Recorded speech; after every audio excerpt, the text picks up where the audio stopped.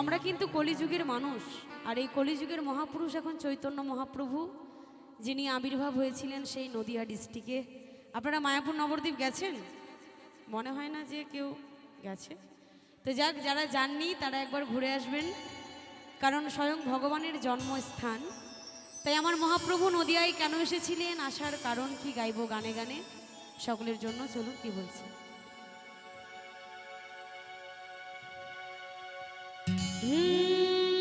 নদিয়ার পথে পথে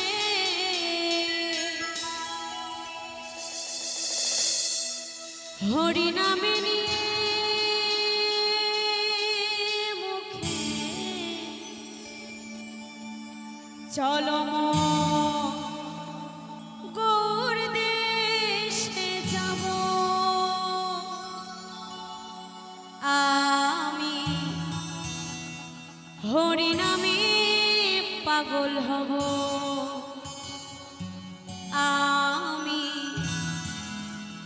কৃষ্ণ নামে পাগল হব। হরে কৃষ্ণ হরে কৃষ্ণ